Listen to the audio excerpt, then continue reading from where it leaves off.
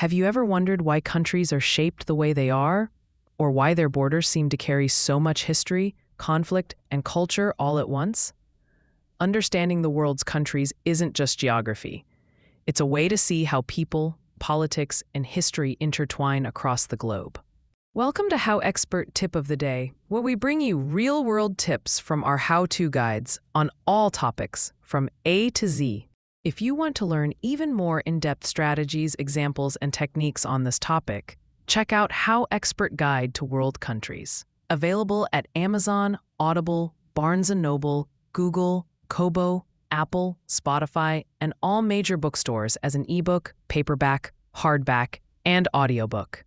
At its core, a country is more than a defined piece of land on a map. It's a community of people, cultures, languages, and systems that shape daily life and global interactions. Understanding countries helps us navigate international news, business, travel, and even social dynamics. In this video, we'll break down what countries are, why they matter, and what you need to know to understand the world in a more meaningful way. First, let's talk about what defines a country.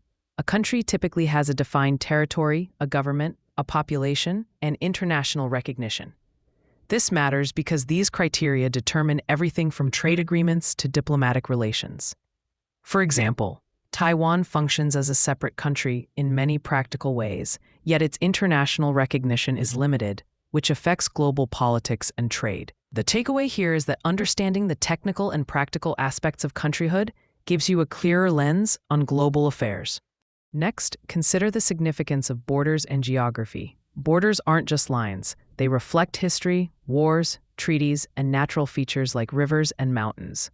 Take the India-Pakistan border, which was drawn during partition in 1947. It's a stark reminder of how borders can define identity, influence politics, and even create ongoing conflicts.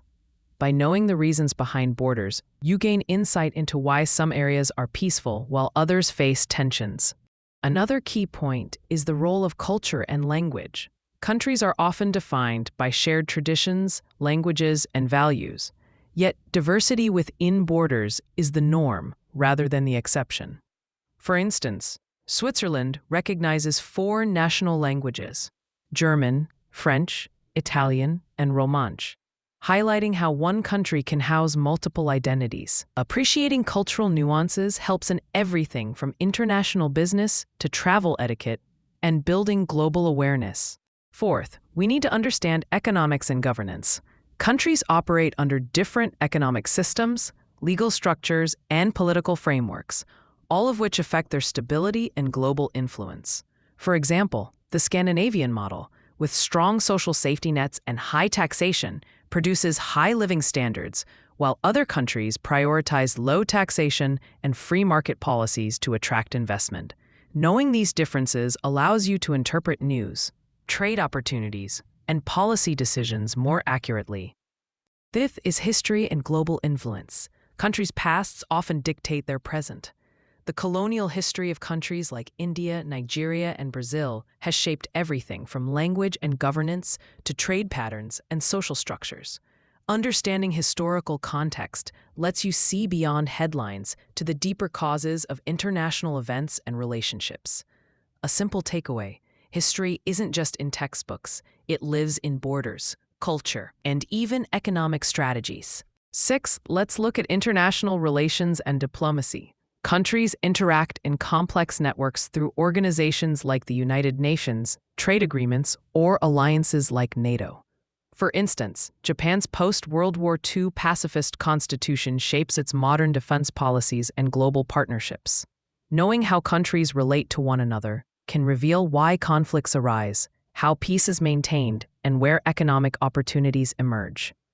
Seventh, consider population and demographics. Population size, density, age distribution, and migration patterns influence politics, economics, and cultural trends. China's massive population impacts global supply chains, while smaller countries like Iceland manage resources differently due to their population size. Paying attention to demographics helps you anticipate challenges and opportunities on a global scale. To tie these ideas together, think about a real-world example: the European Union. It combines multiple countries under shared economic and political agreements while allowing each nation to maintain its own identity, culture, and governance. It shows how understanding countries involves geography, politics, culture, economics, and history all at once. When we summarize, understanding countries means looking beyond maps to see the people, politics, cultures, economies, and histories that define them. Each country is a living system, influencing and being influenced by the world around it.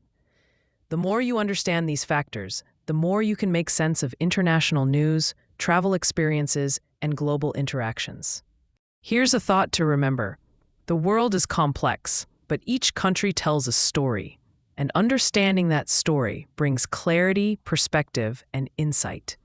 For even more tips, techniques, and practical examples on this topic, check out HowExpert Guide to World Countries, available at Amazon, Audible, Barnes & Noble, Google, Kobo, Apple, Spotify, and all major bookstores as an ebook, paperback, hardback, and audiobook.